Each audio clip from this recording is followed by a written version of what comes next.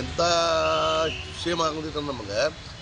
ದೇಶದ ದೊರೆ ಮತ್ತು ನಮ್ಮ ಭಾರತ ದೇಶ ಉಳಿಬೇಕಂತ ಕಾರಣ ಅದಕ್ಕೆ ಶಿವಾಜಿ ಮಹಾರಾಜರದೊಂದು ಕೊಡುಗೆ ಐತಿ. ಅಂಥ ಛತ್ರಪತಿ ಶಿವಾಜಿ ಮಹಾರಾಜರದ ಒಂದು ಪುತ್ಳಿನ ಕಳೆದ ನಾಲ್ಕೂವರೆ ವರ್ಷಗಳಿಂದ ಅದು ಇಲ್ಲ. ಅದನ್ನು ಒಳ್ಳೆ ಮಾಡಿಸಿ ಅದನ್ನು ಹಾಕಲಿಕ್ಕೆ ಇವ್ರ ಕಡೆ ಅದನ್ನು ಒಳ್ಳೆ ಮಾಡಿಸಿ ಪುತ್ಳಿ ಸ್ಥಾಪನೆ ಮಾಡೋಕ್ಕೆ ಇಲ್ಲಿದ್ದಂಥ ಕಮಿಷನರ್ ಇರ್ಬೋದು, ಪ್ಲಸ್ ಇಲ್ಲಿ ಅಧಿಕಾರಿಗಳು.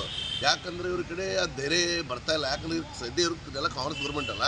ಮತ್ತು ಪುತ್ಳಿ ಇಡೋಕ್ಕೆ ಅವ್ರದ್ದು ಒಂದು ಅಡೆತಡೆಗಳು ಇರ್ಬೋದು ಕಾಂಗ್ರೆಸ್ ಗೌರ್ಮೆಂಟ್ದವ್ರದ್ದು. ಯಾಕಂದ್ರೆ ಸಿದ್ದರಾಮಯ್ಯ ಅವರು ಹಾಗೂ ಹಿಂದೂ ವಿರೋಧಿಗಳು, ಹಿಂದೂ ಪರ ಹೋರಾಟಗಾರರು, ಹಿಂದೂಗಳಿಗೆ ಯಾವತ್ತೂ ಸಪೋರ್ಟ್ ಮಾಡೋಂಗಿಲ್ಲ. ನಮ್ಮ ಭಾರತ ದೇಶ ಹಿಂದೂಗಳ ಮೇಲೆ ಅವರು ಒತ್ತಿರ್ತಾರೆ ಸಿದ್ದರಾಮಯ್ಯವರು. ನನಗೆ ಅನ್ನಿಸ್ತೈತಿ ಷಡ್ಯಂತ್ರ ಐತಿ. ಯಾವುದೇ ರೀತಿ ಕಾರ್ಪೊರೇಷನ್ದಾಗ ಶಿವಾಜಿ ಮಹಾರಾಜನ ಪುತ್ಳಿ ಇಡಬಾಡತ್ತೆ ಇಲ್ಲಿದ್ದಂಥ ಮಾನ್ಯ ಉಸ್ತುವಾರಿ ಮಂತ್ರಿಗಳು ಸಂತೋಷ್ ಲಾಡ್ ಅವರು ಮತ್ತು ಇದ್ದಂಥ MLAಗಳು, ಕಾಂಗ್ರೆಸ್ MLAಗಳು ಹೇಳಿ ಏನೋ ಒತ್ತಾಯ ಮಾಡಿ ಸ್ಟಾಪ್ ಮಾಡ್ಯಾರ. ಮತ್ತೇನಾದರೂ ಇವರು ಅದನ್ನು ಕೂಡಲೇ ಛತ್ರಪತಿ ಶಿವಾಜಿ ಮಹಾರಾಜರ ಪುತ್ಳಿಯನ್ನು ಒಂದು 4-5 ತಿಂಗಳಲ್ಲಿ ಕೂಡಿಸಲಿಲ್ಲ ಅಂದರೆ ನಾವೇ ಉಗ್ರ ಹೋರಾಟ ಮಾಡಿ ಮತ್ತು ಅದಕ್ಕೆ ಏನು ಮಾಡಬೇಕನ್ನು ಮಾಡಿ ನಾವು ಮತ್ತು